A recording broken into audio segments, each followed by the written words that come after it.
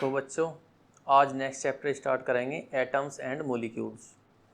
तो इससे previous chapter में हमने एटम्स के बारे में समझा था कि छोटे छोटे एटम्स होते हैं। एक दुनिया में 118 तरह के एटम्स हैं, ठीक है। और ये 118 तरह के एटम्स हैं कि जो हर चीज़ का निर्माण करते हैं। और अगर एक ही तरह के छोटे छोटे एटम्स एक ग्रुप ऑफ एटम्स का रूप लेते हैं तो उसको एलिमेंट कहते हैं। और यही एटम्स का एक ग्रुप यानी कि कंपाउंड या मॉलिक्यूल है ना, जो एटम्स आपस में रिएक्शन करते हैं तो एक और ग्रुप बनाते हैं एटम का, ठीक है, उसको कहते हैं मॉलिक्यूल। और जब ये छोटे छोटे मॉलिक्यूल्स एक जगह पे बहुत बड़ा ग्रुप तैयार करते हैं तो उसको कहते हैं कंपाउंड। तो प्रीवियस चैप्टर में हमने ये समझा था। इस बार हम थोड़ा सा और डिटेल में समझेंगे कि एटम्स और एलिमेंट्स, एटम्स, मॉलिक्यूल्स, ये सब चीज़ें क्या हैं, ठीक। तो इस चैप्टर में सबसे पहले एटम्स के बारे में, इसका हिस्ट्री, ठीक। सबसे पहले बहुत पहले एक साइंटिस्ट था हमारे यहाँ इंडिया का, महर्षि कनन। तो उसने कहा कि the last indivisible state of any matter, यानी कि किसी भी मैटर को हम तोड़ते जाएं, कट करते जाएं, काटते जाएं, काटते जाएं, काटते जाएं, फर्दर जो सबसे लास्ट में एक सबसे छोटा पार्टिकल ऐसा आएगा जिसको आप फिर नहीं काट सकते, उसके बाद उसको काटना पॉसिबल नहीं है। तो लास्ट अनडिविजिबल यानी कि इतना छोटा कोई ऐसा मैटर या किसी पदार्थ का, है ना, किसी पदार्थ का ऐसा छोटा सा पार्ट आ गया लास्ट में जिसको फर्दर कट नहीं कर सकते किसी भी तरीके से, कि वो कहता था कि इसको परमाणु कहते हैं, ठीक है। अब परमाणु को आज हम सब जानते हैं कि परमाणु क्या होता है ना, अणु, परमाणु। तो परमाणु क्या होता है, एटम, ठीक है। तो परमाणु को ही एटम बोलते हैं। तो काफ़ी समय पहले की बात है, 500 BC, यानी कि आज से 2500 साल पहले, ठीक। तो 2500 साल पहले इसने एक बात कही थी कि अगर किसी पदार्थ को काटते नहीं तो लास्ट में अनडिविजिबल पॉइंट एक ऐसा आएगा कि आप उस पदार्थ को फिर और नहीं काट सकते, तो उसको लास्ट पॉइंट जो है उसको परमाणु कहते हैं। अच्छा, इसके बाद फिर आए ये कात्यामा। तो ये जो साइंटिस्ट थे इन्होंने क्या कहा, ही सेड दैट, सेम चीज़, वही बात है ना, रिपीट करते रहे दूसरे दूसरे शब्दों में। तो इसने कहा कि नॉर्मली, है ना, कि सारे जो पार्टिकल्स होते हैं वे नॉर्मली एग्जिस्ट करते हैं कंबाइंड फॉर्म में। कि कंबाइंड फॉर्म का मतलब है जैसे कि हमारे पास एक तरह का एटम है हाइड्रोजन, एक एटम है ऑक्सीजन। तो ऑक्सीजन और हाइड्रोजन ये कहता था कि ये अलग अलग ऐसे नहीं मिलते, ये कंबाइंड रूप में मिलते हैं। जैसे हाइड्रोजन और ऑक्सीजन एक जगह कॉम्बिनेशन में मिलेंगे जिनके कॉम्बिनेशन को वाटर कहते हैं। तो यही एक ही कहता है कंबाइंड फॉर्म में मिलती हैं, which gives us variety form of matter, जिनकी वजह से, कंबाइंड फॉर्म की वजह से इतने सारे तरह के मैटर हैं। तो एटम तो 118 तरह के हैं। क्या इस दुनिया में 118 तरह की चीज़ें हैं? नहीं, यहाँ पे तो करोड़ों अरबों तरह की चीज़ें हैं अलग अलग। तो ये अलग अलग सारी चीज़ें क्यों हैं?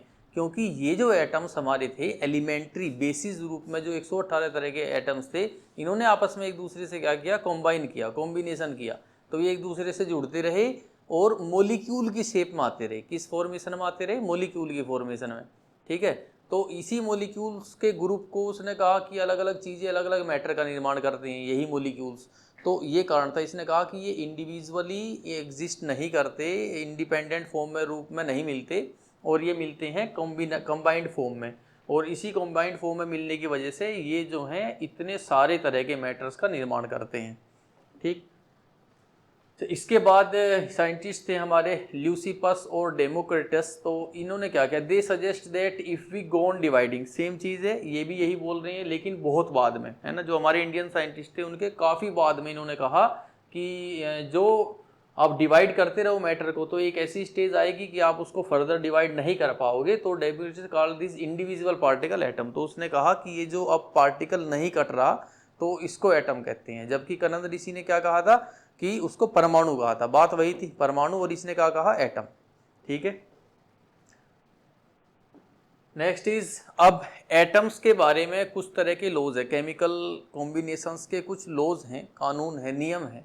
तो दो तरह के नियम होते हैं, एक है लॉ ऑफ कंजर्वेशन ऑफ मास और दूसरा है लॉ ऑफ कांस्टेंट प्रोपोर्शन, ठीक। अब ये क्या है उसके बारे में समझते हैं। तो law of conservation of mass ये है, तो ये लॉ कहता है कि मास को ना तो आप क्रिएट कर सकते हो ना ही आप मास को डिस्ट्रॉय कर सकते हो। It can not be created nor be destroyed. हाँ, आप इसको एक फॉर्म में से दूसरी फॉर्म में चेंज कर सकते हो, समझे बात। तो ये है लॉ ऑफ कंजर्वेशन ऑफ मास। दूसरा है लॉ ऑफ कांस्टेंट कॉम्बिनेशन या लॉ ऑफ कांस्टेंट प्रोपोर्शन।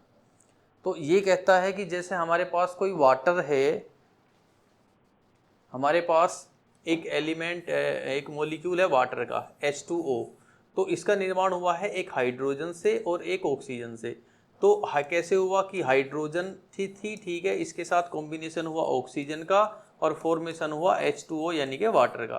तो ये कहता है कि जैसे देखो कि हाइड्रोजन का जो मास होता है वो कितना होता है। अब इसमें देखो वाटर है, ठीक है, ये हमारे पास क्या है, ये वाटर है।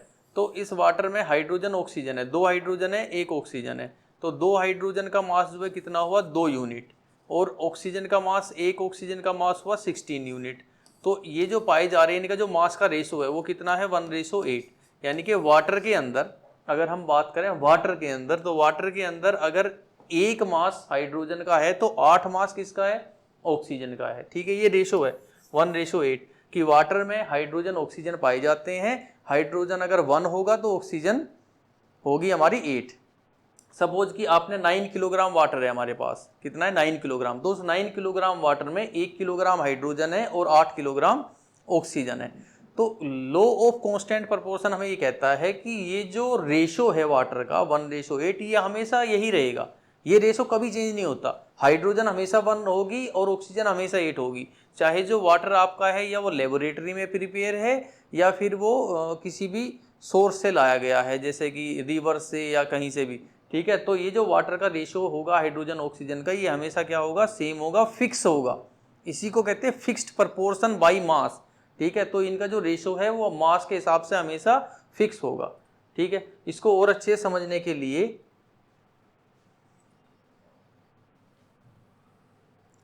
इसमें देखते हैं वीडियो में। तो ये सपोज वाटर है, ठीक है, ये वाटर हम कहीं से भी लेकर आए थे, ये किसी लैब से लेकर आ रहे हैं। ठीक, यहाँ से देखते हैं, तो ये H2 और O2 इनका कॉम्बिनेशन हुआ और हाइड्रोजन ऑक्सीजन के कॉम्बिनेशन से क्या फॉर्म हुआ, वाटर H2O। ठीक है, ये वाटर है, H के 2 एटम है और 1 एटम ऑक्सीजन का है। हाइड्रोजन के 1 एटम का मास 1 होता है, 2 हाइड्रोजन है तो मास हो गया 2। ऑक्सीजन के 1 एटम का मास होता है 16। तो लॉ ऑफ केमिकल कॉम्बिनेशन 2 है हमारे, एक है law of conservation of mass, ये क्या कहता है, दूसरा है लॉ ऑफ कांस्टेंट प्रपोर्शन। ठीक है, तो अब ये दोनों जो तरह के लॉज हैं इनके बारे में थोड़ा समझते हैं।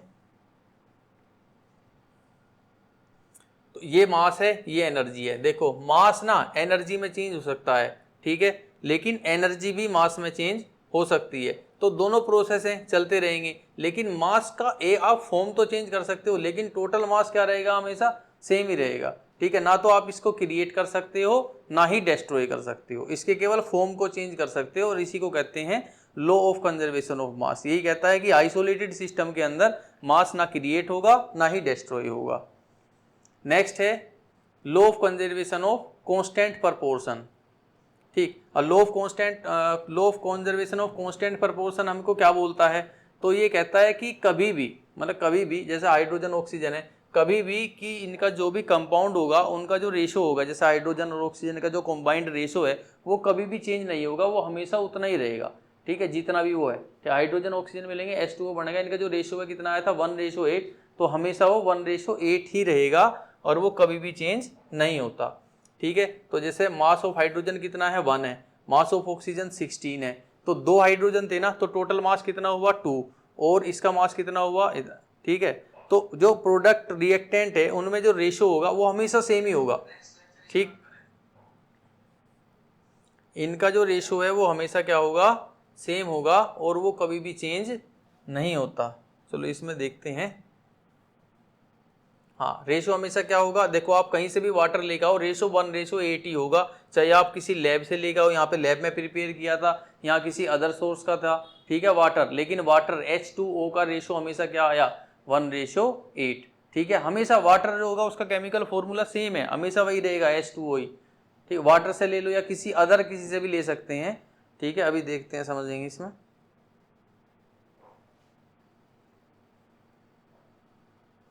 तो वाटर की जगह सपोज कुछ और है ना, हमारे पास है NaCl, सोडियम क्लोराइड, और NaCl क्या होता है, हमारा व्हाइट साल्ट होता है जिसको हम किचन में यूज करते हैं। तो सोडियम का मास इसमें कितना होगा, देखो सोडियम का एटॉमिक नंबर होता है 11।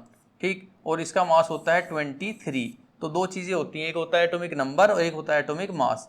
ठीक, और क्लोरीन का एटॉमिक मास होता है 35.5। तो ये इनका रेशो है।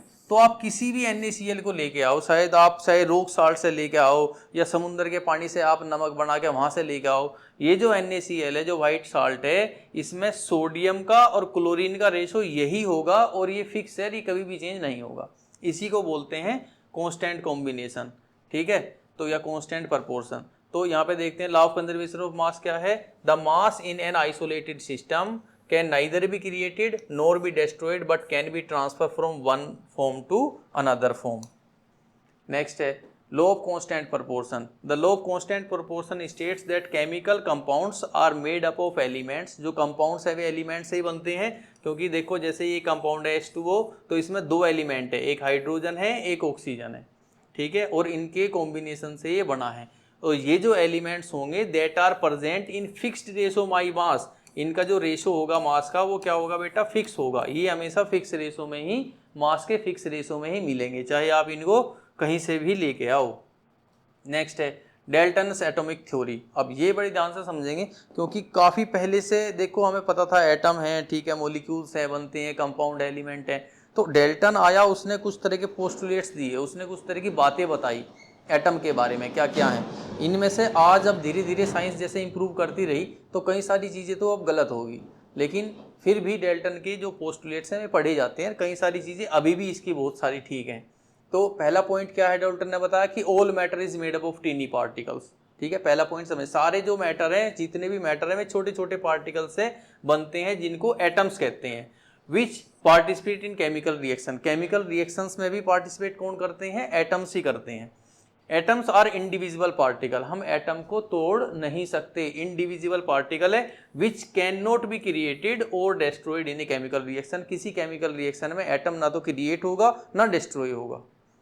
ठीक, जैसे कि सपोज मैं कहूँ कि हमारे पास ऐसे ही एक एग्जांपल लेते हैं, NaCl प्लस या और कोई दूसरा मैग्नीशियम, Mg को क्या बोलते हैं, मैग्नीशियम, और ये है HCl, हाइड्रोक्लोरिक एसिड।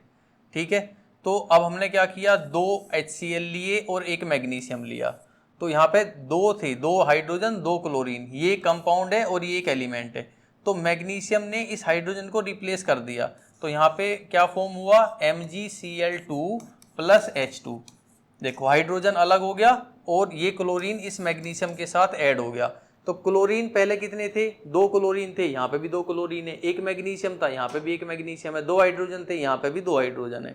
यानी कि कोई भी नया एटम किसी भी केमिकल रिएक्शन के अंदर कोई भी नया एटम प्रोड्यूस नहीं होता, ना ही कोई पहले से एग्जिस्ट जो एटम है वो डिस्ट्रॉय होता है। कोई भी केमिकल रिएक्शन होगी, आपके जो एटम थे पहले वही बाद में भी होंगे, प्रोडक्ट में भी सेम होंगे, ऐसा नहीं है कोई एटम गायब हो जाएगा। लेकिन हाँ, वे अपने पोजीशन चेंज करेंगे, नए कंपाउंड फॉर्म करेंगे, नई चीजें फॉर्म करेंगे, लेकिन एटम्स वही रहेंगे। तो यही कहता है कि atoms which can not be created, ना किसी केमिकल रिएक्शन के दौरान ना तो ये एटम क्रिएट होते हैं ना ही डिस्ट्रॉय होते हैं। Atoms of A given element, किसी भी एलिमेंट के एटम है, जैसे हाइड्रोजन एक एलिमेंट है उसका कोई एटम उठा लिया, सोडियम एक एलिमेंट है उसका कोई एटम उठा लिया।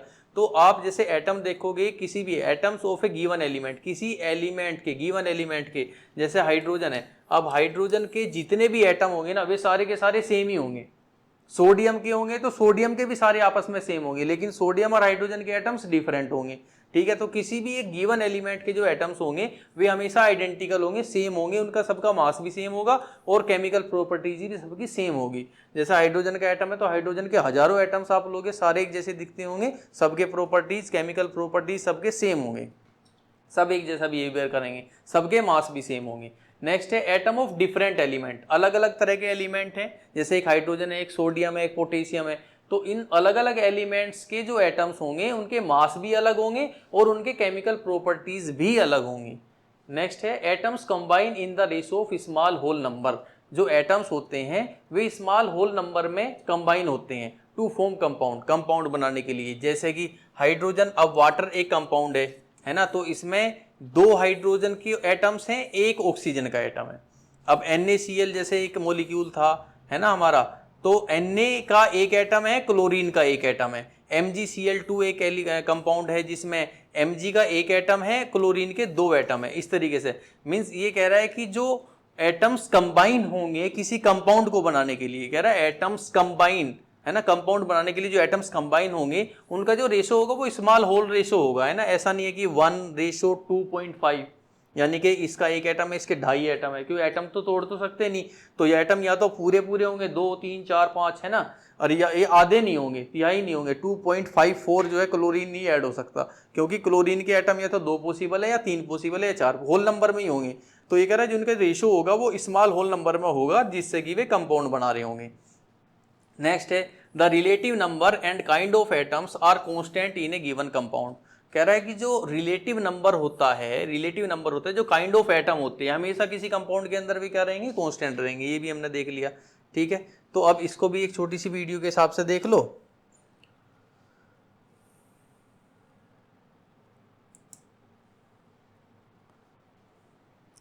अब डेल्टन एटॉमिक थ्योरी के बारे में ना जितने भी पोस्टुलेट हैं वे सब समझते रहेंगे। जैसे यहाँ पे वाटर है, H2O के बहुत सारे मॉलिक्यूल्स हैं एक जगह इकट्ठा हुए और उन्होंने फॉर्मेशन दिया किसका, वाटर का, ठीक है। तो ये वाटर है। जैसे यहाँ पे हाइड्रोजन है ना, तो ये हाइड्रोजन के एटम्स है जो इस तरीके से ये इस फॉर्म में पाए जा रहे हैं। एलिमेंट, कंपाउंड, मिक्सचर, तो किसी भी जो भी कोई मॉलिक्यूल या कोई मैटर बनता है तो वो मैटर कैसे बनेगा कि या तो वो एलिमेंट्स, कंपाउंड या मिक्सचर के फॉर्मेशन से ही कुछ ऐसा बन रहा होगा, या एटम होगा या मॉलिक्यूल या मिक्सचर या इनका ही एक और मिक्सचर होगा, ठीक है, उनके कॉम्बिनेशन से बनता है। तो इसके कुछ पोस्टुलेट्स थे जो अभी हमने देखे थे कि किस तरह के हैं। तो क्या क्या पोस्टुलेट्स थे,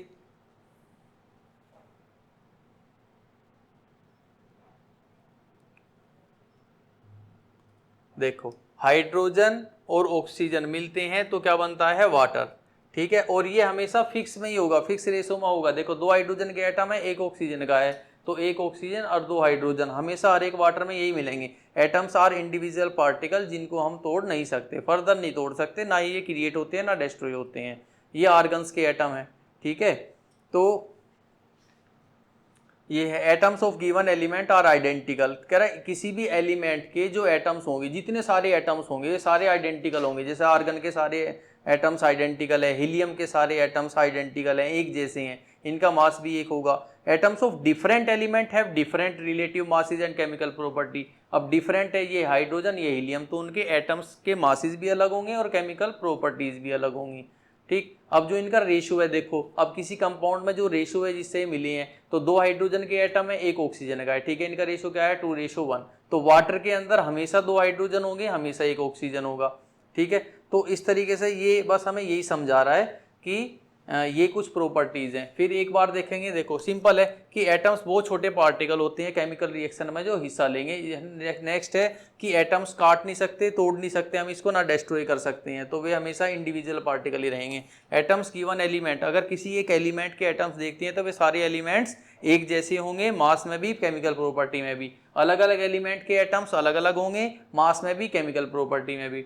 एटम जो कंबाइन होंगे किसी भी कंपाउंड के अंदर, जो एटम का कॉम्बिनेशन होगा वो हमेशा सिंपल होल रेशो में होगा। रिलेटिव एटम्स जो होंगे एंड काइंड्स ऑफ एटम जो होंगे वे कांस्टेंट होंगे इन गिवन कंपाउंड। तो ये हमारी डेल्टन एटॉमिक थ्योरी थी, काफ़ी इंपॉर्टेंट है। नेक्स्ट इंडेक्स क्वेश्चन है इसके बारे में। तो इन्हें रिएक्शन, अब देखो ये जो हमने पढ़ी है 2 तरह के लॉज पढ़े हैं, law of chemical conservation of मास और लॉ ऑफ कांस्टेंट प्रपोर्शन, उनमें से क्वेश्चंस होंगे, ध्यान से देखेंगे। इन ए रिएक्शन, देखो कोई रिएक्शन हुई जिसमें कि 5.3 ग्राम क्या था, सोडियम कार्बोनेट था, और उसको रिएक्ट कराया गया किसके साथ, 6 ग्राम ऑफ एसिटिक एसिड के साथ, ठीक है। The product were 2.2 gram of carbon dioxide and 0.9 gram of water and 8.2 gram of sodium acetate, so that these observations are in argument with the law of conservation of mass। ये कह रहा है कि ये जो भी कुछ दिया है ना, चलो मैं लिख लेता हूँ, इतने ग्राम हमारे पास क्या है, सोडियम कार्बोनेट, तो इसका मास, जो सोडियम कार्बोनेट है बेटा, इसका मास कितना है, 5.3 ग्राम। नेक्स्ट एसिटिक एसिड का मास कितना है, 6 ग्राम। ये रिएक्टेंट है, एरो के इधर जो लिखा होता है ना, इनको हमने मिलाया, और एरो के इधर जो लिखते हैं ये फॉर्म हुए एज ए प्रोडक्ट। ठीक है। तो जो प्रोडक्ट बने हुए कितने थे, 2.2 ग्राम ऑफ कार्बन डाइऑक्साइड। तो कार्बन डाइऑक्साइड कितना है हमारा, 2.2 ग्राम, ये कार्बन डाइऑक्साइड था। 0.9 ग्राम वाटर, तो वाटर हमारा है 0.9 ग्राम। और सोडियम एसीटेट कितना है, ये वाला 8.2 ग्राम। तो अब मुझे बताओ, अगर लो ऑफ कंजर्वेशन ऑफ मास हमारा ठीक है, तो जितना मास हमने मिलाया था एक्चुअली में प्रोडक्ट में भी टोटल मास वही होना चाहिए, क्योंकि किसी भी रिएक्शन में ना तो मास कम होगा ना ही मास ज्यादा होगा। तो इधर का मास और उधर का मास सेम होना चाहिए। तो अकॉर्डिंग टू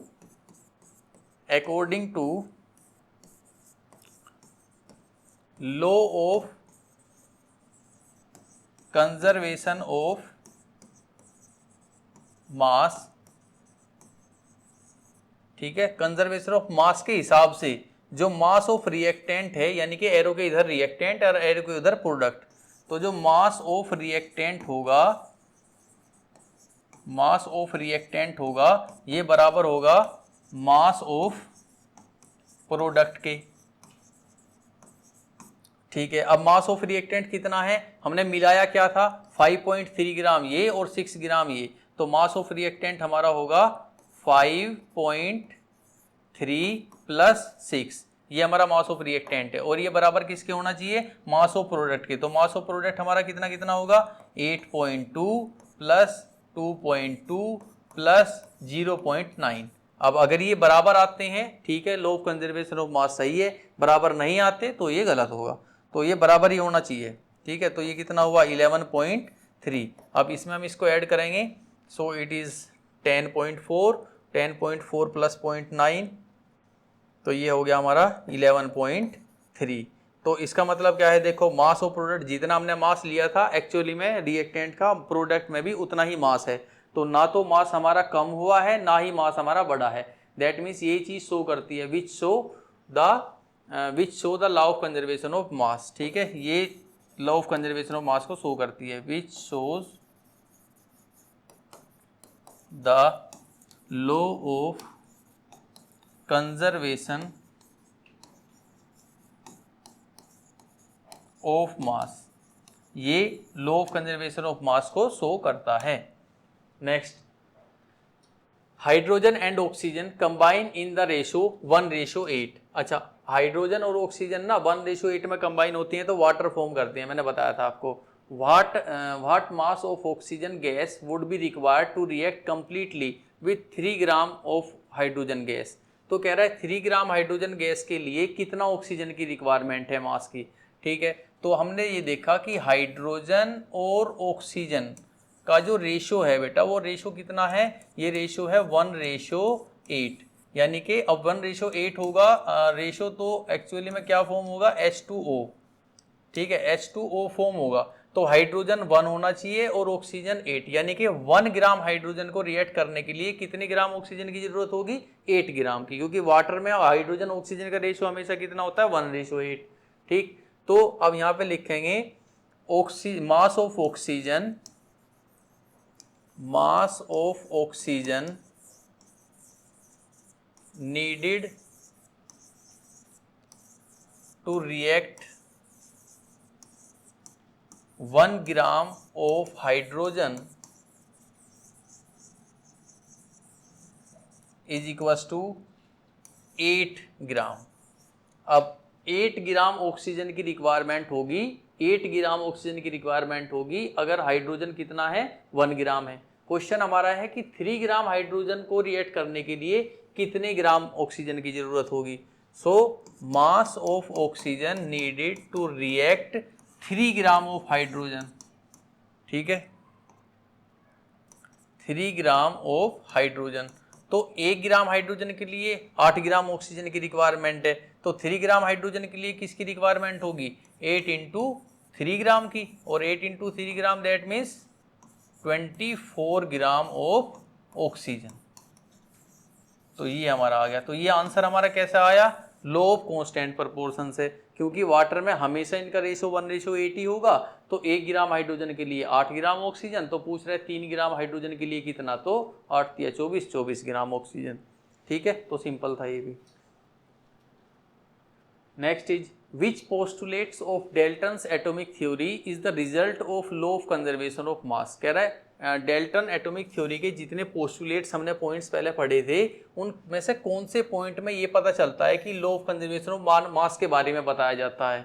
ठीक है, तो इसके यहाँ पे देखो, the relative number and types of atom are constant in a given composition. तो ये बात उसने कही थी अपने लास्ट पोस्टुलेट में। क्या कहा था कि जो रिलेटिव नंबर होंगे, जितने भी नंबर संख्या होगी, और जो टाइप्स ऑफ एटम होंगे ना, वे हमेशा कांस्टेंट होंगे किसी कंपोजिशन में, वे कभी भी नहीं बिगड़ेंगे। और इससे से पता चलता है लॉ ऑफ कंजर्वेशन ऑफ मास का, क्योंकि ना तो एटम रिएक्टेंट से जब प्रोडक्ट बनेगा या प्रोडक्ट से दोबारा रिवर्सिबल भी कर दो तो भी जो नंबर ऑफ एटम्स है वे नहीं क्रिएट, ना तो वे क्रिएट होंगे, ना तो एक्स्ट्रा एटम वहां पे आएंगे कोई, और ना ही एटम कम होंगे। तो इसी बात से पता चलता है डेल्टन की कि लॉ ऑफ कंजर्वेशन ऑफ मास जो है हमेशा कंसिस्ट रहेगा। तो atomic theory based on the law of conservation of mass, atoms can neither be created nor be destroyed. Next, which postulate of Dalton's atomic theory explain law of definite proportion. Definite proportion का किससे पता चलता है? अभी ये postulate है Dalton atomic theory का, क्या है कि the law of definite proportion is that the relative number and kind of atom are equal in given compound. किसी भी कंपाउंड के अंदर जो नंबर एटम्स के काइंड है और जो नंबर है, यानी कि एटम्स के प्रकार और संख्याएं, वे चेंज नहीं होंगी, वे हमेशा सेम रहेंगी किसी भी कंपाउंड के अंदर। जैसे कि H2O है, तो H2O में अगर H2 है और ऑक्सीजन 1 है, तो ये हमेशा इनके जो नंबर है ना, हमेशा हर एक वाटर के अंदर 2 हाइड्रोजन ही होंगे और 1 ऑक्सीजन ही होगा। ठीक है, तो इससे ये पता चलता है कि डेफिनेट प्रपोर्शन के बारे में बताया जा रहा है। ठीक, तो इस पोस्टुलेट से पता चलेगा। नेक्स्ट है एटम क्या है? The smallest unit of element is known as atom. तो किसी भी एलिमेंट की सबसे छोटी इकाई, यानी कि यही एटम है, जो एक साथ जुड़ते जुड़ते जुड़ते जुड़ते क्या बनाते हैं? एलिमेंट बनाते हैं। ठीक है, तो एटम सबसे छोटी इकाई है जिसके अंदर होता है एक न्यूक्लियस, जिस न्यूक्लियस में होते हैं प्रोटॉन्स और न्यूट्रॉन्स। प्रोटॉन्स ये हैं जो प्लस वाले हैं, और ये जो जिन पे चार्ज नहीं है वे न्यूट्रॉन्स हैं, और इलेक्ट्रॉन्स इनके चारों तरफ चक्कर लगाते रहते हैं। तो एटम के अंदर एक्चुअली में 3 तरह की चीजें होती हैं, एक इलेक्ट्रॉन, एक प्रोटॉन और एक न्यूट्रॉन। अब यहां से आप एक चीज समझोगे, किसी भी एटम के अंदर जितने नंबर ऑफ प्रोटॉन्स होते हैं ना, उसको कहते हैं उसका एटॉमिक नंबर, इसको कहेंगे एटॉमिक नंबर। और जितने प्रोटॉन और न्यूट्रॉन का सम होता है, जोड़ जो होता है इनका, तो इनके सम को हम लोग बोलते हैं मास नंबर, मास नंबर या एटॉमिक मास, एटॉमिक मास। ठीक है, तो इनका जो सम होता है प्रोटॉन्स का और न्यूट्रॉन्स का, जो जोड़ होता है, जो सम होता है, इसको बोलते हैं मास नंबर। और केवल प्रोटॉन की जो संख्या होती है उसको कहते हैं एटॉमिक नंबर। और किसी भी एटम को या एलिमेंट को लिखते कैसे हैं? तो इसको लिखते हैं एक्स, है ना, और यहाँ पे लिखेंगे ए और यहाँ लिखेंगे जेड। तो जेड का मतलब क्या होता है? जो नीचे लिखा होगा इसका मतलब होगा एटॉमिक नंबर। यहाँ पे नीचे लिखा होता है इसका एटॉमिक नंबर, और इसका मतलब होता है एटॉमिक नंबर का नंबर ऑफ प्रोटॉन्स, कि इस एटम के अंदर कितने प्रोटॉन्स हैं। और यहाँ जो लिखा होता है ए, इसको बोलते हैं मास नंबर, मास नंबर या एटॉमिक मास। और ए जो बराबर होता है ये number of protons, number of protons plus number of neutrons. तो प्रोटॉन्स और न्यूट्रॉन्स का जो सम है उसको ए बोलते हैं, और actually total number of protons को जेड बोलते हैं। इस तरीके से सिंबलाइज करेंगे जेड एक्स ही, ऐसे जेड कोई एलिमेंट है, मतलब हाइड्रोजन, ऑक्सीजन, नाइट्रोजन, कोई भी एलिमेंट है। नेक्स्ट इज, अब ये एटॉमिक टेबल है आपकी, कुल मिला के 118 तरह के एटम्स होते हैं। ठीक है, और ये एटम्स के हमारे सारे सिंबल हैं। जैसे इस एटम को बोलते हैं, ये जो एलिमेंट है या एटम है, इसको बोलते हैं हाइड्रोजन। ये lithium, beryllium, sodium, magnesium, potassium, calcium, rubidium, strontium, caesium, barium, francium, radium. तो ये सारे के सारे इसी तरह ये सारे एलिमेंट है, और इनके एटॉमिक नंबर और मास ऐसे लिखे होंगे। देखो यहाँ पे ये क्या है, इसका एटॉमिक नंबर 3 क्या है, इसका एटॉमिक नंबर है 4, इसका एटॉमिक नंबर है इसका एटॉमिक नंबर 11 है। मास नंबर क्या होगा? 22.99, जिसको हम 23 बोल देंगे। ठीक, ये नीचे लिखे हुए इसके मास नंबर। तो आपको क्या करना है कि 9th क्लास में आप पहले 30, 1 से लेके 30 तक के एलिमेंट्स के सिंबल, इनके सिंबल क्या हैं, सिंबल याद करोगे। सेकंड में आप याद करोगे इनके एटॉमिक नंबर क्या हैं, सबके एटॉमिक नंबर याद होने चाहिए। और तीसरा याद करोगे आप कि इनके एटॉमिक मास क्या है, एटॉमिक मास। तो 1 से लेके 30 तक के एलिमेंट्स के सिंबल, एटॉमिक नंबर और एटॉमिक मास आपको याद होने चाहिए सभी बच्चों को, ठीक है।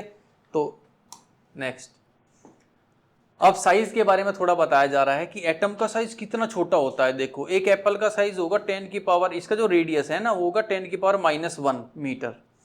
एक आंट छोटी सी चींटी जो होगी उसका साइज 10 की पावर -3 होगा। ग्रेन ऑफ सैंड मतलब एक धूल का एक कण छोटा सा 10 की पावर -4 मीटर का रेडियस होगा। मोलिक्यूल ऑफ होमोग्लोबिन, हीमोग्लोबिन जो हमारे ब्लड में पाया जाता है, इस मोलिक्यूल के जो एटम की रेडियस होगी 10 की पावर -8 होगी। मोलिक्यूल ऑफ वाटर, वाटर के मोलिक्यूल का साइज इतना होगा और कम। हाइड्रोजन का जो एटम है उसका साइज इतना होगा। तो एटम का साइज 10 की पावर -10 तक जाता है, जो इतना छोटा होता है। ये समझा रहा है बस रिलेटिव में कि इतना छोटा होता है कि हमें वो दिखाई नहीं देता। इसलिए दिखाई नहीं देता क्योंकि आप देखो 10 की power -10 metre, this a very less quantity. Next, element क्या है? The pure form of substance. देखो सब्सटेंस की प्योर फॉर्म है, ठीक है, एलिमेंट भी और कंपाउंड भी। ये एटम्स की फॉर्म में पाए जाते हैं और जो कंपाउंड है वे मॉलिक्यूल की फॉर्म में पाए जाते हैं। The pure form of substance formed by only one type of atom, है ना, कि ऐसे सब्सटेंस हैं जो केवल बने होते हैं केवल एक ही तरह के एटम से, ठीक, तो उसको एलिमेंट कहते हैं। नाउअडेज आईयूपीएससी बेटे ये बहुत एक संस्था है, ठीक है, और सारी चीज़ें नाम की, किसी एलिमेंट का नाम क्या होगा, उसका सिंबल क्या होगा, किसी ऑर्गेनिक कंपाउंड का नेमिंग क्या होगा, तो ये सारी चीज़ें जो हैं वे सब यही संभालती है। तो आईयूपीएससी होती है international union of pure and applied chemistry, ठीक है, is an international scientific organisation which approves name of element, symbol and unit. So many of symbols are first or two letters of element name in English. The first letter of symbol is always written as capital letter and the second is small. Suppose कि हमारे पास है magnesium, एक element है magnesium, ठीक है, तो इस magnesium का नाम कैसा होगा? तो जब इसके नेम का सिंबल हम लिखेंगे ये इनके रूल के हिसाब से, तो कैपिटल लेटर जो फर्स्ट लेटर है वो कैपिटल होगा, कैपिटल एम, और दूसरा जो लेटर है वो हमेशा स्मॉल होगा, स्मॉल जी। अब आप ए नहीं लिख सकते, जी ही लिखोगे, ठीक है, या फर्स्ट सेकंड कैसा भी।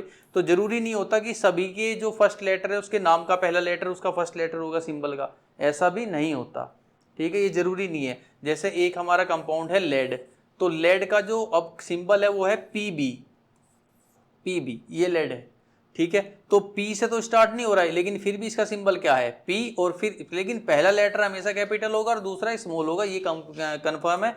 लेकिन अब जैसे ये कंपाउंड है ये किसने खोजा, तो साइंटिस्ट के नाम पे भी हो सकता है, किस जगह ये खोजा गया उस जगह के नाम पे भी हो सकता है, या किसी की कोई खास प्रॉपर्टी के नाम पे इसका सिंबल हो सकता है, तो सिंबल इसके नाम पर भी हो सकता है। जैसे मैग्नीशियम का सिंबल इसके नाम पे ही है, ठीक। लेकिन सोडियम देखो, सोडियम होता है SODIUM, ये सोडियम है, इसका सिंबल क्या होगा Na, ये अलग है, ठीक है। लेकिन और बहुत सारे हैं, जैसे कैल्शियम है, कैल्शियम एक एलिमेंट है, अब कैल्शियम का जो सिंबल होगा वो होगा Ca, वो इसी के नाम पे है। तो बहुत सारे एलिमेंट्स हैं जिनके सिंबल उसके नाम पे होते हैं, लेकिन सबके नहीं होते, उनकी जगह के नाम पे, प्रॉपर्टीज के नाम पे भी हो सकते हैं, ठीक। तो आप हमेशा ऐसे याद करोगे, इनके सिंबल आप याद करोगे हर एक के। फॉर एग्जाम्पल हाइड्रोजन का सिंबल होता है H, एल्यूमिनियम का होता है Al, और आप ऐसे लिखोगे पहला लेटर कैपिटल होगा दूसरा स्मॉल ही होगा हमेशा, A और L दोनों कैपिटल नहीं होंगे, ठीक। कोबाल्ट का सिंबल होगा CO और ये कैपिटल में नहीं होगा ऐसे, ठीक है, एग्जाम्पल है। Height symbols of some elements are formed from the first letter of the name and a letter appearing letter in the name. Example जैसे मतलब बहुत सारे तो होते हैं ऐसे उनके नाम पे ही होंगे, लेकिन बहुत से नाम पे भी नहीं होते। जैसे क्लोरीन है तो पहला लेटर C हो गया और फिर कहीं से भी एक और उठा लिया L हो गया। तो इस तरीके से फॉर्म कर रखे हैं। जिंक का होता है ZN, ठीक है, लेकिन बहुत से उनके नाम पर भी नहीं होते। आप इसी को मतलब फाइनल नहीं कंसिडर करोगे, लेकिन ये कन्फर्म है कि पहला लेटर कैपिटल होगा और दूसरा स्मॉल होगा। अगर दूसरा है तो, जैसे हाइड्रोजन में एक ही होता है बस। Next, molecule. अब मोलिक्यूल क्या है? A molecule in an electrically neutral group of 2 or more atoms. अब एक से ज्यादा एटम एक जगह मिले और उसने एक संरचना ली, उसको मोलिक्यूल कहते हैं। जैसे वाटर एक मोलिक्यूल है, तो वाटर में क्या होता है, एक ऑक्सीजन होती है, 2 हाइड्रोजन। अब देखो ये भी एक एलिमेंट है, ये भी एक एलिमेंट है, तो हाइड्रोजन एलिमेंट के 2 एटम और ऑक्सीजन एलिमेंट का 1 एटम अगर एक जगह मिले, केमिकली एक जगह मिल गए, तो ये बनते हैं H2O जो कि क्या है एक, अब जो कि क्या है मॉलिक्यूल है, और बहुत सारे H2O के मॉलिक्यूल एक जगह इकट्ठा हैं तो हम कहते हैं कंपाउंड है। ठीक है, तो बस यही है। नेक्स्ट इज, अब कंपाउंड क्या है, a pure form of substance formed by only one type of molecule. इसमें एक ही तरह के, जैसे वाटर है तो बहुत सारे वाटर एक जगह है, तो ये वाटर के बहुत से मॉलिक्यूल एक जगह होंगे, ठीक है, वो हम उसको कहेंगे कंपाउंड है, इज नोन एज कंपाउंड। तो जैसे वाटर एक कंपाउंड है, अमोनिया कंपाउंड है, कार्बन डाइऑक्साइड एक कंपाउंड है। तो इनके जो रेशो होते हैं ना मास, वे हमेशा फिक्स होते हैं। ये पता ही होगा कि वाटर का निर्माण कैसे हुआ, हाइड्रोजन और ऑक्सीजन, ये 2 एलिमेंट इसमें मिले हैं और इनका मिलने का रेशो है 1:8। अमोनिया में क्या है देखो, N और H, तो N मतलब नाइट्रोजन, H हाइड्रोजन, तो नाइट्रोजन और हाइड्रोजन 2 तरह के एटम से मिलकर बना है, इनका रेशो होगा 14:3। कार्बन डाइऑक्साइड में भी 2 तरह के हैं, कार्बन और ऑक्सीजन, तो कार्बन ऑक्सीजन से मिलकर बने हैं, इनके रेशो होगा 3:8। निकालते कैसे हैं, बहुत सिंपल है। जैसे अभी हाइड्रोजन का है तो 2 हाइड्रोजन है बेटा और 1 ऑक्सीजन है। देखो हाइड्रोजन ऑक्सीजन का रेशो निकालना है। अब हाइड्रोजन कितने हैं, 2 हैं, ठीक है, हाइड्रोजन कितने हैं, 2, रेशो ऑक्सीजन, अब हाइड्रोजन 2 हैं और हर हाइड्रोजन का मास कितना होता है 1, तो 2 हाइड्रोजन का मास 2 हो गया। अब ऑक्सीजन 1 है तो इसका मास 1 का कितना होता है 16, ठीक है, तो 2:16, यानी कि सिंप्लीफाई करेंगे तो ये आंसर आ गया 1:8। वैसे इनका भी करो, नाइट्रोजन हाइड्रोजन, नाइट्रोजन 1 है, हाइड्रोजन 3 है, तो एक नाइट्रोजन का मास होता है 14, ठीक, और हाइड्रोजन का एक का मास 1 होता है, तो 3 है तो मास कितना हुआ 3, तो इसका रेशो हो गया 14:3। अब आते हैं कार्बन डाइऑक्साइड पे, तो कार्बन और ऑक्सीजन, एक कार्बन है 2 ऑक्सीजन है, तो एक कार्बन का मास कितना होता है, एक कार्बन का मास होता है 12, ठीक है, और 2 ऑक्सीजन है तो एक ऑक्सीजन का तो कितना होता है 16, तो 2 ऑक्सीजन है कितना हो गया 32। तो अब इनको सिंप्लीफाई करेंगे तो 4 3 जा 14 और 4 8 जा 32, ठीक है, तो इनका रेशो कितना आया 3:8। इस तरीके से रेशो निकाल रखे हैं, मतलब इनके एटॉमिक मास, और मैंने बताया था कि आपको एटॉमिक मास 1 से लेके 30 तक के एलिमेंट्स के एटॉमिक मास भी और उनके नंबर भी याद रखने हैं, ठीक। तो यहाँ पे मास का जो रेशो है, रेशो बाई मास, जो मास का रेशो है कि भाई हाइड्रोजन का मास कितना, ऑक्सीजन का कितना, उनका रेशो निकाल लो, नाइट्रोजन का मास कितना, हाइड्रोजन का कितना, उसका रेशो निकाल लो इस कंपाउंड के अंदर, ठीक है ना। इस कंपाउंड में आप देखोगे 2 hydrogen 1 oxygen, 1 nitrogen 3 hydrogen, 1 carbon 2 oxygen, तो इनके इस तरीके से आपको रेशो भी पता होने चाहिए अगर पूछे तो, और मास पता होगा, एटॉमिक नंबर पता होगा तो सारी चीजें आप निकाल लोगे। नेक्स्ट है आयन।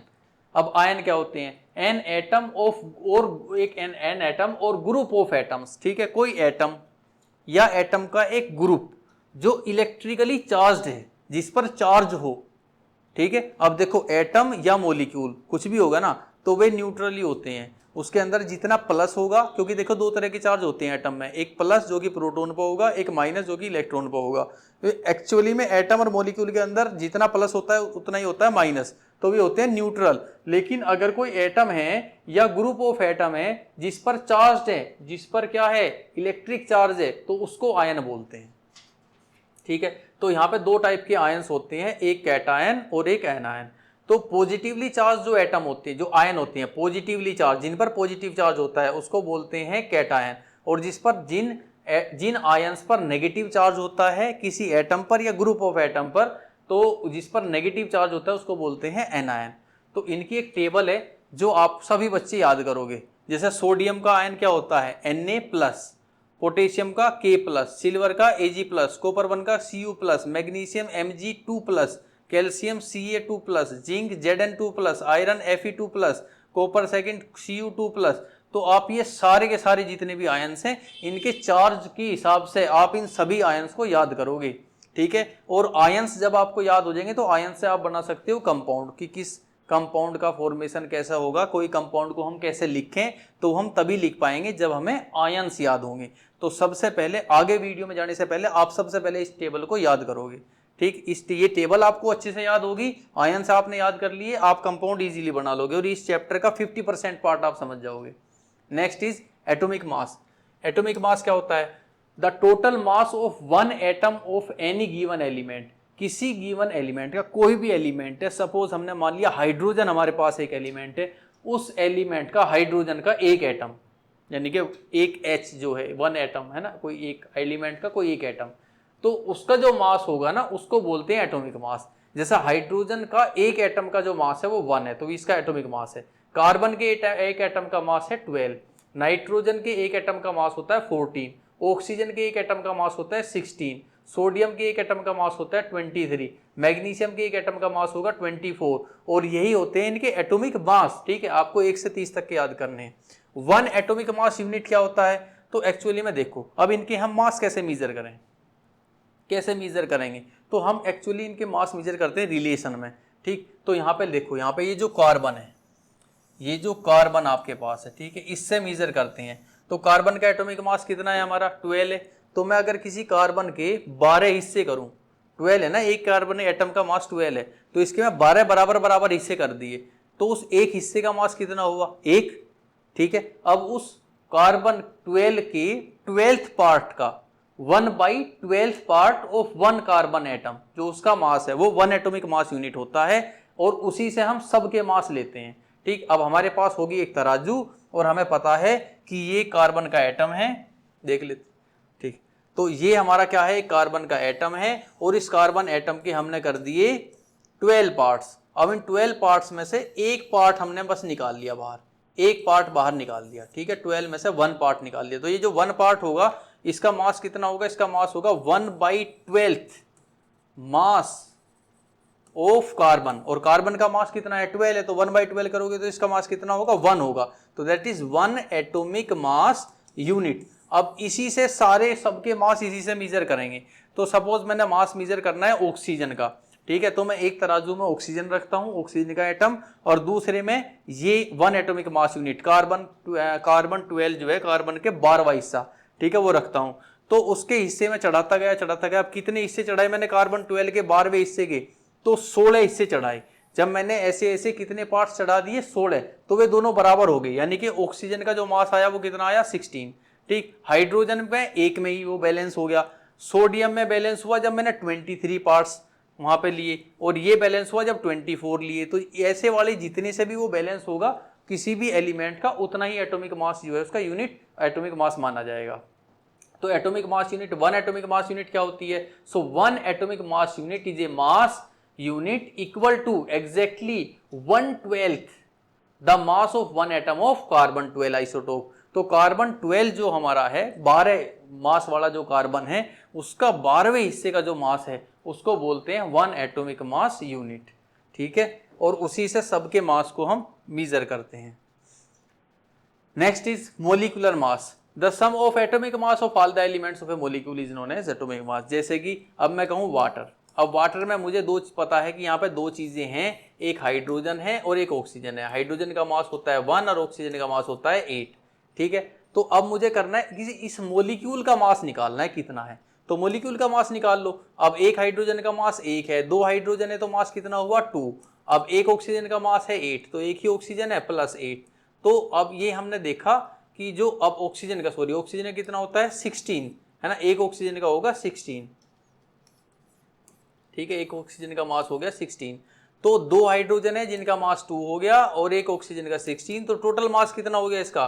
टोटल मास हो गया 18। सो 18 unit is the molecular mass of water. तो मोलिक्यूल का मास आप कैसे निकालोगे कि उसके अंदर जो एटम्स हैं उन सबके एटॉमिक मास का सम कर लो, जोड़ लो सारे एटॉमिक मास। ठीक है, जितने भी एटम हैं सबके एटॉमिक मास आप जोड़ लोगे तो आपको मिलेगा मोलिकुलर मास। ठीक है, किसी का भी मोलिकुलर मास हम ऐसे निकाल सकते हैं। Next is molar mass. क्या है मोलर मास? तो जो भी आपने एटॉमिक मास निकाला है ना, आप उस एटॉमिक मास को ग्राम में कन्वर्ट कर लो, तो वही एटॉमिक मास जो आप ग्राम में कन्वर्ट करोगे, या मोलिकुलर मास आप जो निकाल रहे हो उसको ग्राम में आप लिखोगे, तब उसको कहते हैं मोलर मास। मोलर मास होता है एक्चुअली में 1 मोल ऑफ सब्सटेंस का कितना मास है। ठीक है, सो 1 मोल, मोल एक यूनिट है किसी भी सब्सटेंस को मेजर करने के लिए, अमाउंट को मेजर करने के लिए एक यूनिट होती है मोल। तो किसी एक मोल के अंदर कितना मास होता है किसी भी सब्सटेंस का? तो अगर वो एटम की फॉर्म में है तो एटॉमिक मास इन ग्राम। आप वो एटॉमिक मास यूनिट में ना लेके आप किस में ले ग्राम में, तो जो भी जितने भी वो ग्राम होगा वो 1 मोल के बराबर है। या फिर अगर वो मोलिक्यूल की फॉर्म में है, कोई सब्सटेंस ऐसा है जो मोलिकुलर फॉर्म में है, तो उसका मोलिकुलर मास निकाल लो। तो मोलिकुलर मास इन ग्राम। तो मोलिकुलर मास जो ग्राम में होगा उसको भी क्या बोलते हैं कि वो कितना है, 1 मोल है। ठीक है, सो 1 मोल क्या होता है, मोलर मास क्या है, molar mass of A compound defined the mass of 1 mole of that particular substance. उस सब्सटेंस के 1 मोल अमाउंट का, सब्सटेंस का जो मास होता है ग्राम में, तो उसको बोलते हैं मोलर मास। ठीक है, next is the rule that you have to follow while writing a chemical formula as follow. अब आप कोई भी मोलिकुलर फॉर्मूला लिखोगे तो आप कौन कौन से रूल को ध्यान रखोगे। ठीक, सबसे पहला, द वैलेंसीज और charge on the ion must be balance. Valency या जो चार्ज हैं उनके ऊपर जो चार्ज है वे हमेशा बैलेंस रहने चाहिए। कैसे पता चलेगा, जैसे आपने एक फॉर्मूला बनाना है सोडियम का और क्लोरीन का। अब क्लोरीन का सोडियम पर कितना चार्ज है, +1, क्लोरीन पर कितना है, -1। ठीक है, तो अब इसका एक प्लस है तो इसको बैलेंस करने के लिए इधर माइनस कितने होने चाहिए, एक ही होना चाहिए। तो इसका जो कंपाउंड फॉर्म होगा वो क्या होगा, NaCl। लेकिन अगर मेरे पास होता क्या चीज़, मैग्नीशियम और क्लोरीन, मुझे इनका कंपाउंड बनाना है मैग्नीशियम का क्लोरीन के साथ, तो मैग्नीशियम पर होते हैं 2 प्लस और क्लोरीन पर होता है 1 माइनस। तो 2 प्लस को बैलेंस करने के लिए कितने माइनस की जरूरत होगी, 2 माइनस की। 2 माइनस तब मिलेंगे जब 2 क्लोरीन हो। तो इनको बैलेंस करना है, इधर जितने प्लस होंगे उस साइड, दूसरी साइड जो कंपाउंड बनाओगे उतने ही माइनस भी होने चाहिए। तो इसका फॉर्मूला जब बनेगा ना बेटे, 1 मैग्नीशियम लोगे और 2 क्लोरीन, तो MgCl2। इस तरीके से आप कंपाउंड फॉर्म करोगे। तो पहला पॉइंट यही है कि वैलेंसी जो चार्ज है आप उन्हें क्या करोगे, बैलेंस करोगे। नेक्स्ट है, when A compound consist of a metal and a non metal. जो प्लस वाले होते हैं बेटा, जो आयंस आपने पढ़े थे टेबल में, उसमें जो प्लस वाले हैं वे क्या है, मेटल्स, और माइनस वाले हैं नॉन मेटल। तो कह रहा है कि a compound consist of metal and a non metal, the name or symbol of metal is written first. कह रहा है पहले आप प्लस का नाम लिखोगे, हमेशा पहले प्लस वाला होगा यानी कि मेटल होगा, और उसके बाद में नॉन मेटल होगा। जैसे कैल्शियम ऑक्साइड, तो कैल्शियम प्लस वाला है, ये मेटल है, ऑक्सीजन नॉन मेटल है। सोडियम क्लोराइड, सोडियम मेटल है, क्लोरीन जो है वो नॉन मेटल है। फेरस सल्फाइड, ये मेटल है, ये नॉन मेटल है। तो पहले हमेशा मेटल्स होंगे, प्लस वाले होंगे, और बाद में माइनस वाले होंगे। ठीक, in a compound formed with polyatomic ions. Polyatomic ions क्या होते हैं, जिन आयंस के अंदर एक से ज्यादा एटम्स हैं। जैसे देखो, अब इसमें तो एक ही एटम है, इस आयन में भी एक ही एटम है, इसमें भी एक ही एटम है, लेकिन कुछ ऐसे आयंस होते हैं जैसे CO3-2, तो इसमें 4 एटम्स हैं, एक कार्बन का एटम है और 3 ऑक्सीजन के एटम है। ठीक है, तो 4 एटम्स है, इसको बोलते हैं पॉलीएटॉमिक आयन। इसमें एक से ज्यादा, ऐसा आयन है जिसमें एक से ज्यादा एटम्स का यूज हो रहा है। तो in a compound formed with polyatomic ions, the number of ions present in the compound. तो कंपाउंड के अंदर जितने आयंस होंगे, जैसे इसमें -2 है, indicated by enclosing the formula of ion with the bracket and writing the number of ions outside the bracket, for example MgOH2। यानी कि इसने कहा जैसे मैग्नीशियम का मुझे कंपाउंड बनाना है OH के साथ, अब इसमें 2 एटम्स हैं, ये पॉलीएटॉमिक आयन है, इसका होता है +2 और इसका होता है -1। ठीक, तो इसके पास तो 2 प्लस है और इसके पास 1 माइनस है। ठीक, तो इसका 2 इसके ऊपर चला जाएगा, यानी कि ये वाले जो ये माइनस है हम कितने लेंगे, 2 लेंगे, तो OH हम लेंगे 2, क्योंकि 2 प्लस है तो माइनस भी 2 ही लगेंगे। तो इसके पास तो 1 ही माइनस है, तो 1 माइनस और लो, तो 2 प्लस 2 माइनस, बैलेंस हो गया। तो Mg आप लोगे 1 और OH आप कितने लोगे, 2। तो ये कहा कि OH को आप ब्रैकेट में लिख के बाहर 2 लिखोगे। अगर एक से ज्यादा एटम्स होंगे तो जाहिर सी बात है जो 2 लगेगा, जो 2 है वो ऑक्सीजन भी 2 होंगे, हाइड्रोजन भी 2 होंगे, तो आप ब्रैकेट लगा के 2 लिखोगे। जबकि इसमें क्या था, इसमें तो पॉलीएटॉमिक था नहीं, क्लोरीन तो सिंगल ही होता है, मोनोएटॉमिक है। तो इसमें जब क्लोरीन आपको 2 लेने थे तो आपने Cl के नीचे डायरेक्ट 2 लिख दिया, क्योंकि क्लोरीन तो एक ही एटम है ना, लेकिन यहाँ पे 2 एटम है, एक ऑक्सीजन एक हाइड्रोजन, और ये आप 2 ले रहे हो तो ब्रैकेट ला के 2 लिखोगे बाहर। तो बस ये बात इसने कही। ठीक है, तो ये कुछ रूल्स हम फॉलो करेंगे और फिर मॉलिक्यूल्स के नाम लिखेंगे। अब फॉर्मूला ऑफ सब्सटेंस, कैसे इनके नाम लिखते हैं जान देंगे। हाइड्रोजन क्लोराइड, अब फिर मैं कह रहा हूँ कि यहाँ से आगे आप जो वीडियो देखोगे आप उससे पहले आयंस याद कर लो। ठीक है, तो हाइड्रोजन क्या होता है, H+। ठीक है, H+।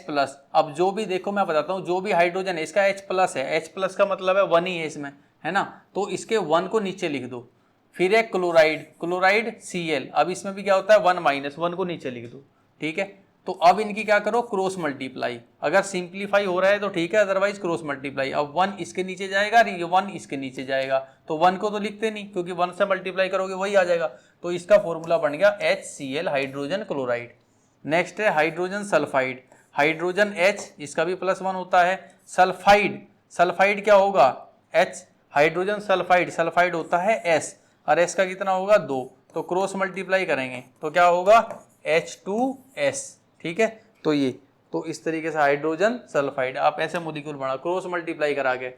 Formula of carbon tetrachloride, अब कार्बन का C है, C का कितना होता है 4, और क्लोराइड का, क्लोराइड होता है Cl, Cl का होता है 1, तो क्रॉस मल्टीप्लाई कराओ आप। सो अब ये 4 इसके नीचे और 1 इसके नीचे, तो 1 को तो लिखते नहीं, ठीक है, तो C और यहाँ पे कितना आ गया Cl4, तो CCl4 carbon tetrachloride.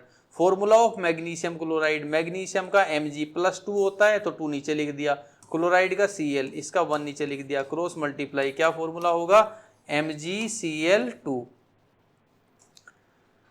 Next aluminium oxide, फिर देखो एल्यूमिनियम का कितना होता है +3, हमने नीचे लिखा 3, जो भी चार्ज है वो नीचे लिखेंगे। ऑक्साइड O, इसका चार्ज होता है 2, ये नहीं कटते, ठीक है, क्रॉस मल्टीप्लाई करो। अब यहाँ पे जो ये 2 है वो इस एल्यूमिनियम के नीचे जाएगा क्रॉस मल्टीप्लाई में, और 3 इसके नीचे आएगा, तो फॉर्मूला होगा हमारा Al2, ये 2 इसके नीचे, और O3, ये 3 इसके नीचे। Next formula of calcium oxide, तो कैल्शियम क्या हो गया Ca और ऑक्साइड हो गया O, ठीक, कैल्शियम का भी 2 होता है और ऑक्साइड का भी 2 होता है, तो 2 से 2 कट रहा है ना, सिंप्लीफाई हो रहा है, तो 1 × 1 आ गया। तो अब क्रॉस मल्टीप्लाई करेंगे तो 1 को तो लिखते नहीं, तो इसका फॉर्मूला होगा calcium oxide CaO। Next sodium nitrate, sodium मतलब क्या हो गया Na, इसका चार्ज होगा 1, नाइट्रेट हो गया NO3, इसका चार्ज भी 1, क्रॉस मल्टीप्लाई करेंगे तो फॉर्मूला क्या फॉर्म होगा sodium NaNO3। Next calcium hydroxide, calcium का Ca चार्ज कितना होगा 2, हाइड्रोक्साइड का OH, इसका चार्ज कितना है 1, क्रॉस मल्टीप्लाई। अब देखो, अब कैल्शियम पर 1 गया तो Ca ही लिखेंगे, लेकिन हाइड्रोक्साइड पर 2 आया, और ये क्या है पॉली एटॉमिक आयन है, तो इसमें जो 2 है ना आप डायरेक्ट ऐसे नहीं लिख सकते, आप ब्रैकेट ला के तब 2 लिखोगे। Next is formula of sodium carbonate, अब सोडियम क्या होता है Na, जिसका 1 है, और कार्बोनेट होता है CO3, जिसका 2 है, तो अब क्रॉस मल्टीप्लाई करोगे तो सोडियम पे, अब ये 2 इसके नीचे जाएगा सोडियम के, तो Na2 और यहाँ पे CO3, क्योंकि यहाँ तो 1 है और 1 को लिखते नहीं, ठीक है, तो Na2CO3, ये इस तरीके से। Next is index question, define atomic mass unit, क्या होती है एटॉमिक मास यूनिट। अब इससे पहले हमने उसमें भी देखा था कि कार्बन 12 का 1/12 पार्ट, कार्बन का 1/12वां हिस्सा जो है उसको क्या कहते हैं 1 एटॉमिक मास यूनिट या एटॉमिक मास यूनिट। तो an atomic mass unit is a unit of mass used to express weight of atom and molecule where 1 atomic mass is equals to 1/12 of mass of carbon 12। तो actually में atomic mass unit है कि किसी atom के मास को या molecule के मास को दर्शाने के लिए एटॉमिक मास यूनिट का यूज करते हैं। और 1 एटॉमिक मास यूनिट क्या है कि कार्बन 12 का जो 12वां हिस्सा है उसके मास को हम कहते हैं 1 atomic mass unit. Next is why is it not possible to see atom with naked eyes, क्यों नहीं देख पाते, क्योंकि बहुत छोटे होते हैं, नैनोमीटर्स में होते हैं, इतने छोटे होते हैं साइज में कि इसको हम इवन माइक्रोस्कोप से भी नहीं देख सकते, और ये तो नेकेड आइज की बात कर रहा है, सिंपल माइक्रोस्कोप से भी ये दिखाई नहीं देगा, ठीक है, इतना छोटा होता है साइज में।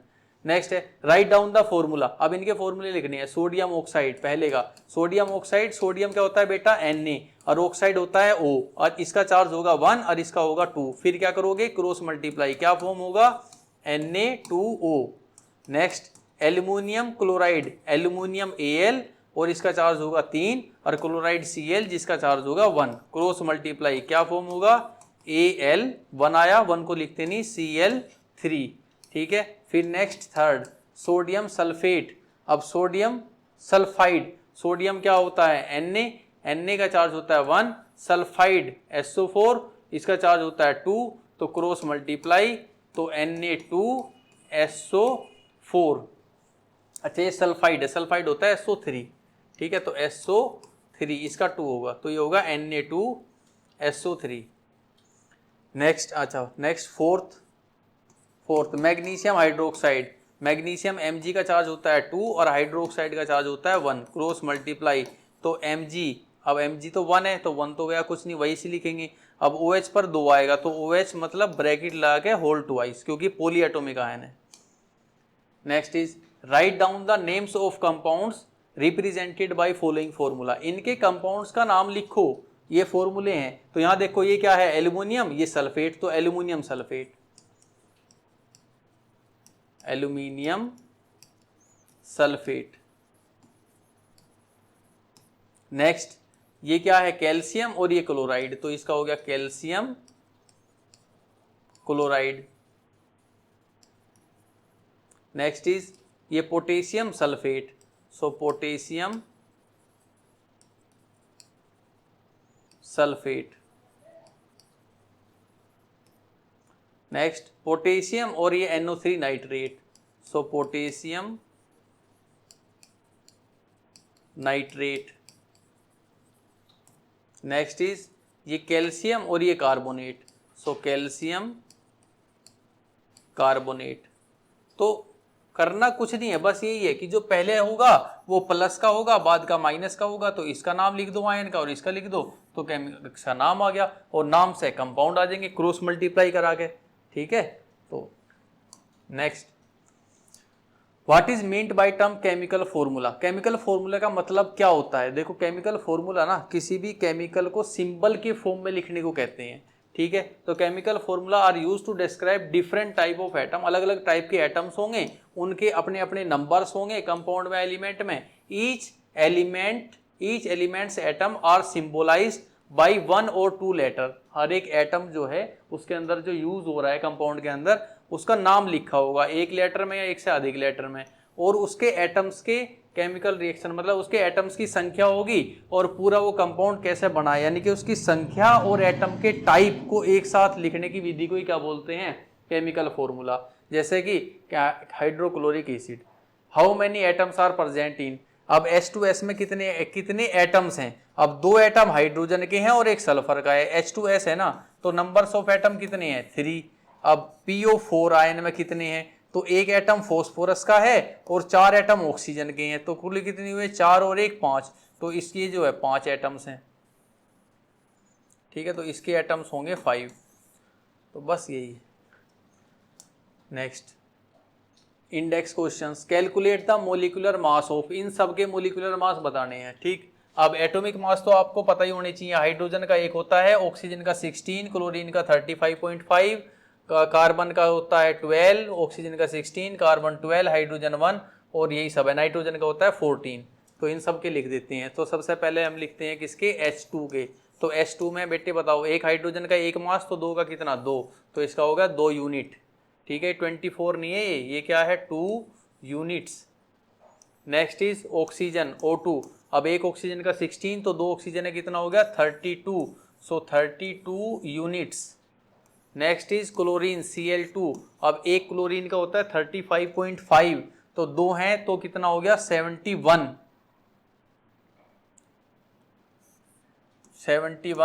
यूनिट्स।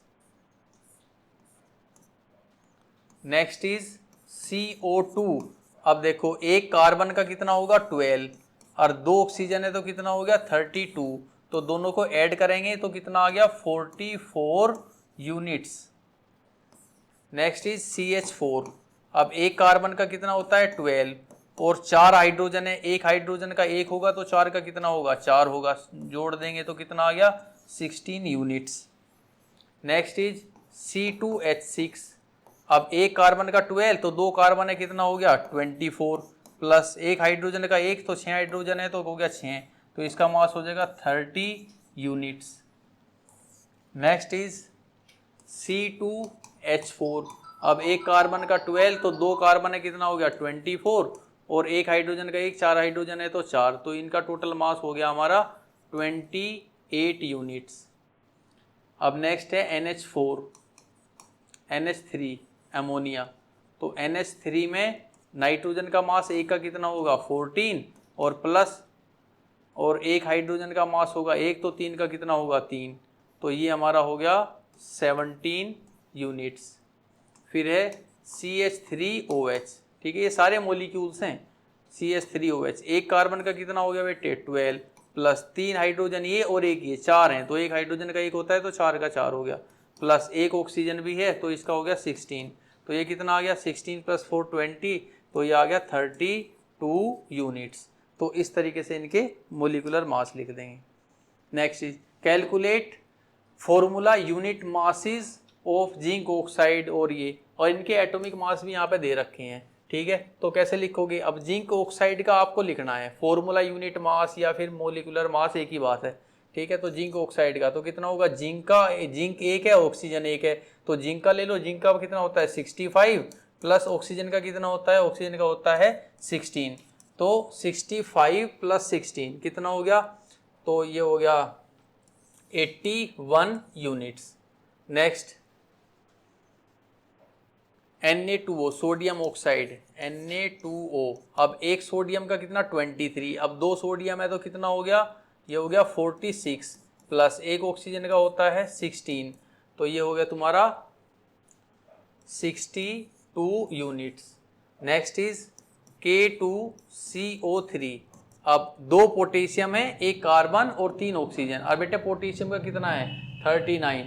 ठीक है, तो 39 इसका डबल करोगे तो कितना होगा 78। तो 78 तो हमारा आ गया पोटेशियम का ही। ठीक है, नेक्स्ट एक कार्बन है और एक कार्बन का कितना होता है 12, और एक ऑक्सीजन का होता है 16, लेकिन 3 ऑक्सीजन है, इसका हो गया 48।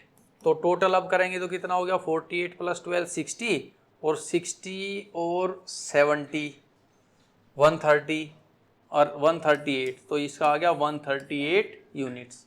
सो इस तरीके से इनके जो है फॉर्मूला यूनिट मास या मोलिकुलर मास हम यूनिट्स में निकाल सकते हैं।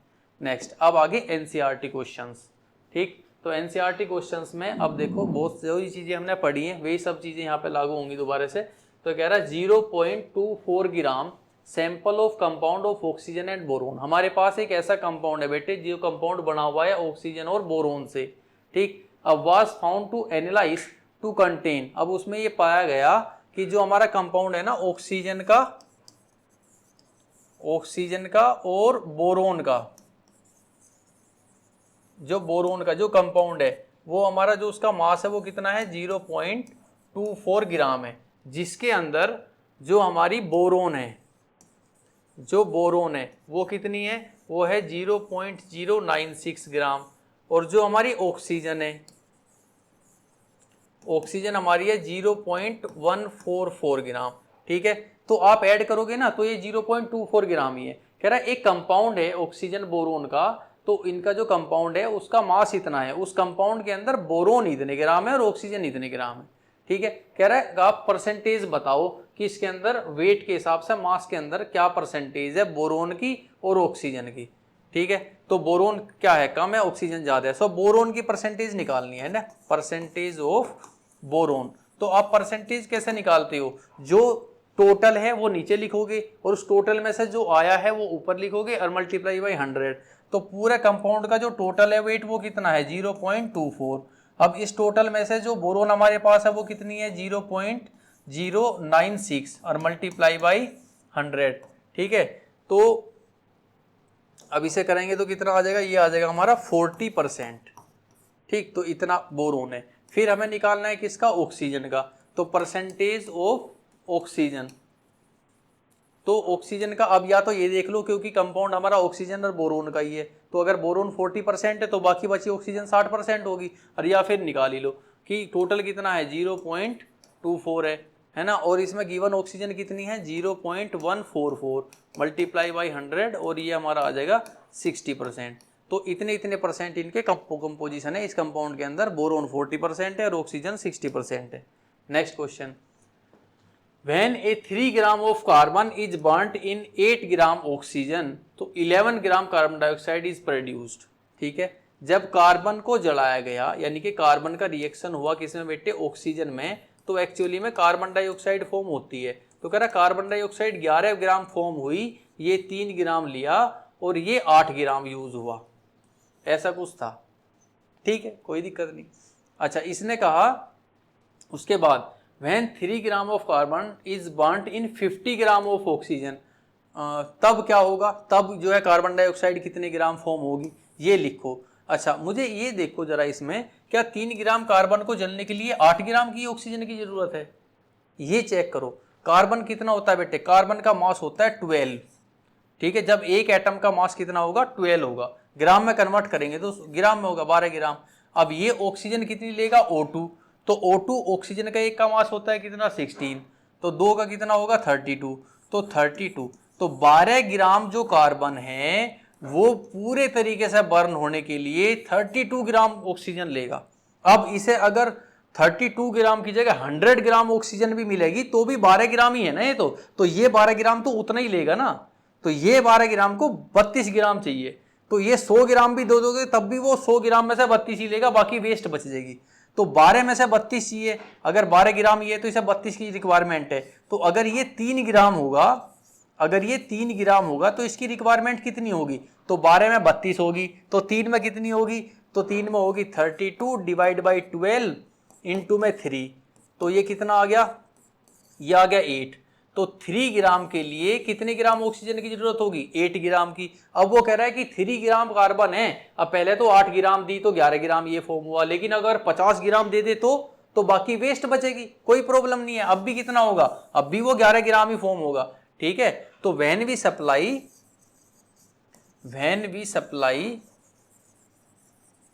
50 gram of oxygen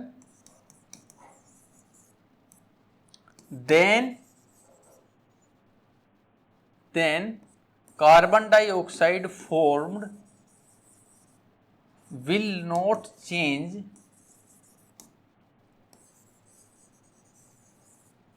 and it produce 11 ग्राम। तो ये अब भी 11 ग्राम ही फॉर्म होगी, यानी कि 8 ग्राम ऑक्सीजन यूज होगी, बाकी जो 42 ग्राम है वो वेस्ट है। ठीक है, वो ऐसी ही रहेगी।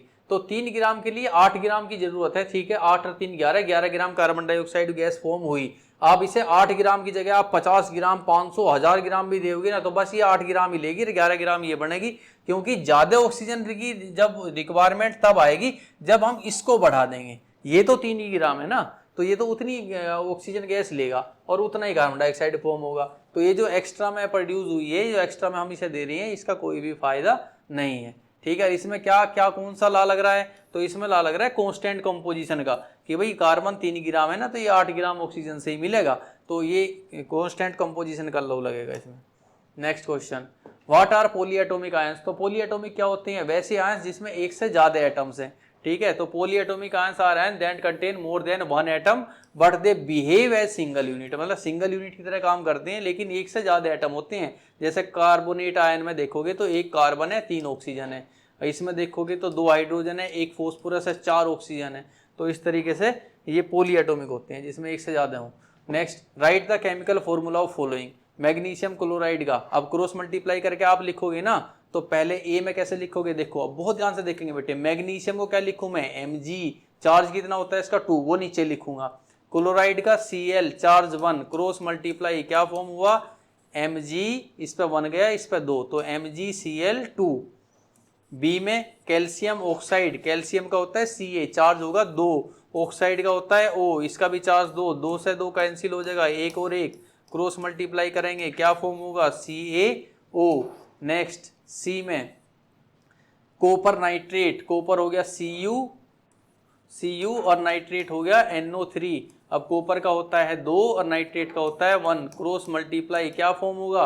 अब देखो Cu पे तो 1 आ गया, लेकिन नाइट्रेट तो पॉलीएटॉमिक है ना, तो ये 2 जो जाएगा ये इस नाइट्रेट पे आना है, लेकिन ब्रैकेट के बाद लगेगा ये। ठीक है, डी में हो गया एल्यूमिनियम क्लोराइड, एल्यूमिनियम Al, इसका चार्ज होता है 3, chloride Cl, charge 1, cross multiply क्या फॉर्म होगा? AlCl3। Next, last is calcium carbonate, तो कैल्शियम का हो गया Ca, जिसका चार्ज 2 है, और कार्बोनेट हो गया CO3, इसका चार्ज भी 2 है, 2 से 2 कैंसिल, 2 एकम 2, 2 एकम 2, क्रॉस मल्टीप्लाई, ये हो गया CaCO3, इस तरीके से। Next, give the name of elements present in following compound. तो इनके अंदर एलिमेंट्स क्या हैं? तो अब इसे आप याद कर लेना बेटा। क्विक लाइम होता है हमारा CaO। अब इसके अंदर क्या क्या एलिमेंट्स है? तो इसके अंदर है कैल्शियम और ऑक्सीजन, ये 2 एलिमेंट होते हैं क्विक लाइम में।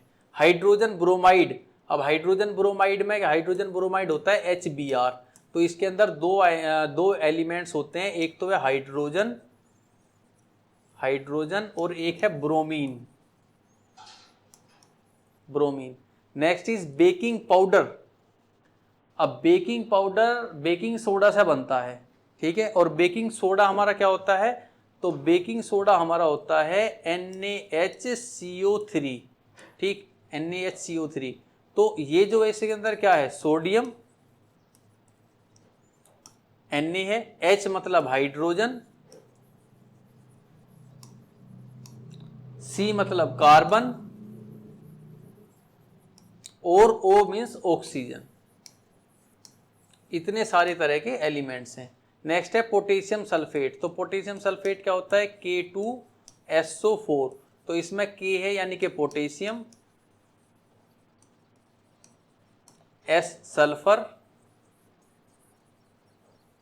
और O ऑक्सीजन। तो ये हमारे एलिमेंट्स हैं जो इन तरह के कंपाउंड्स के अंदर हैं। Next is calculate the molar mass of following substances. तो इन सभी सब्सटेंसेस के क्या निकालने हैं, हमें मोलर मास निकालने हैं, ठीक है, और इनके आंसर मैंने यहाँ रख रखे हैं। आप मोलर मास सबके निकालोगे, ठीक है, और फिर इसमें चेक करोगे कितने कितने आ रहे हैं। तो सबके सिंपल ही हैं, इथाइन है, सल्फर, आप क्या तरीका है निकालने का वो मैंने सबको समझा रखा है, ठीक, और ये इनके आंसर हैं।